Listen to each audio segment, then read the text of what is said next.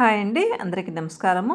ఇవాళ గోంగూర పచ్చడిని మీకు షేర్ చేస్తున్నా. ఎండుమిర్చితో చేసేటువంటి గోంగూర పచ్చడి ఇది. ఇలా చేశారంటే 1 వీక్ వరకు నిల్వ ఉంచుకోవచ్చు. ఇవాళ రైస్, చిక్కుడుకాయ తాలింపు, అలాగే గోంగూర పచ్చడి చేస్తున్నా. ఇంకా ఈ పచ్చడికి ఒక 20 వరకు నేను 20 మిరపకాయలు, ఎండుమిర్చి మధ్యలోకి తుంచుకొని విత్తనాలతో సహా ఇలా ఒక 2 స్పూన్స్ ఆయిల్ వేసుకొని మంచిగా వేయించుకోవాలి. ఇలా వేయించుకోవటం వల్ల మంచిగా లోపల ఉన్న విత్తనాలు, ఈ ఎండుమిర్చి అంతా కూడా వేగి మంచి సువాసన వస్తుంది. పచ్చడికి రుచి పెరుగుతుంది. వేయించిన ఎండుమిర్చిని ఒక ప్లేట్లో తీసి పెట్టుకొని అదే ప్యాన్లో కాస్త ఆయిల్ వేసుకొని 1 టీ స్పూన్ మెంతులు, 1 టీ స్పూను ఆవాలు వేసి దోరగా వేయించుకోవాలి. ఒకదాని తర్వాత ముందు మెంతులు బాగా వేగాక తర్వాత ఆవాలు కూడా వేసుకొని ఆవాలు కూడా చిటపటలాడాక అందులోనే 1 స్పూన్ వరకు ధనియాలు, ఈ ధనియాలు కూడా కాస్త గోల్డెన్ బ్రౌన్ వచ్చేంత వరకు మంచిగా వేయించుకోవాలి. అలాగే జీలకర్ర కూడా 1 టీ స్పూన్ వరకు జీలకర్ర, ఇవన్నీ కూడా మంచిగా వేయించుకుంటే చట్నీకి ఫ్లేవర్ బాగుంటుంది.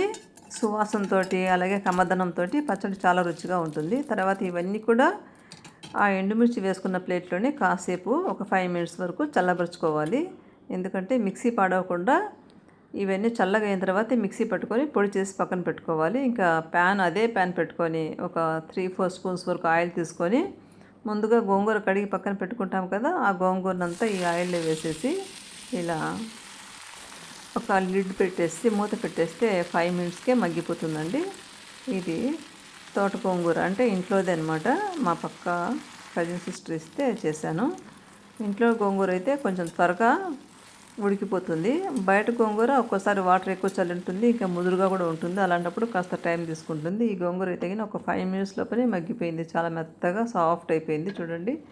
ఇంకా అందులో వాటర్ కొంచెము తగ్గిపోయి కాస్త ఇదిగోండి ఇలా గోంగూర అంతా కూడా వేగేంత వరకు అలా పెట్టేసుకొని మరి డీప్ ఫ్రై చేసుకోవద్దు. ఎందుకంటే మనము పచ్చడి మిక్సీలో వేస్తున్నాం కాబట్టి మనకి కాస్త తిరగడానికి అనుకూలంగా సాఫ్ట్గా ఉండే విధంగా గోంగూరను మెత్తగా ఉడికించుకొని ఇదిగోండి పొడి చేసి పక్కన పెట్టుకున్నాను కదా, కొంచెం పొడి అడుగును వేశాను. తర్వాత ఇప్పుడు మెత్తగా మగ్గించుకున్న గోంగూరను మిక్సీ జార్లో వేసుకొని ఇంకా రోట్లైనా దంచుకోవచ్చు.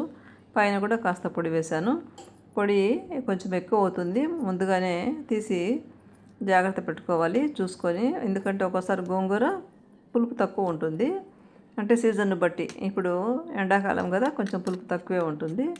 ఇంకా కల్లుపు తగినంత వేసుకొని ఇలా మిక్సీ పెట్టేసుకుంటే గోంగూర పచ్చడి రెడీ అవుతుంది. అయితే ఇప్పుడు మళ్ళీ దీనికి మంచిగా ఇలా పోపు పెట్టుకోవాలి.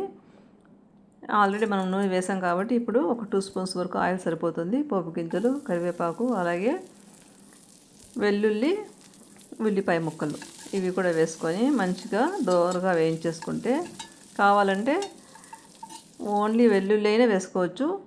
ఇంకా కాస్త ఇంగువ వేసేసుకొని ఇవంతా మంచిగా వేగిన తర్వాత ఈ మిక్సీ పట్టినటువంటి చట్నీని ఇందులో వేసి కాసేపు అలా అలా వేయించేసుకోవాలి. ఇదిగోండి దిగట్లేదు, స్పూన్తో తీసి అంతా వేసేసుకొని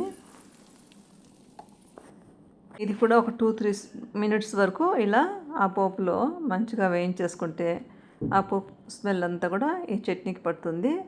ఇంకా సర్వింగ్ బౌల్లోకి తీసేసుకోవడమే. టేస్టీగా ఉండేటువంటి గోంగూర పచ్చడి అండి. ఇది 1 వీక్ వరకు నిల్వ ఉంటుంది. ఇప్పుడు రైస్లో గోంగూర పచ్చడి కాస్త నెయ్యి, ఈ చిక్కుడుకాయ తాలింపు కలుపుకొని తింటే ఎంత రుచిగా ఉంటుందండి. ఈ మధ్య మధ్యలో వెల్లుల్లి ముక్కలు, అలాగే ఈ గోంగూర మంచి సువాసనతో ఇలా కలుపుకొని తింటే పచ్చడితో చాలా తృప్తిగా ఉంటుంది. ఈ చిక్కుడుకాయ ముక్కలు నంచుకుంటూ ఈ గోంగూర పచ్చడి తింటే నిజంగానే చాలా రుచిగా ఉందండి. తప్పకుండా అందరూ ట్రై చేయండి. నచ్చితే తప్పకుండా లైక్ చేయండి, షేర్ చేయండి, కామెంట్ చేయండి.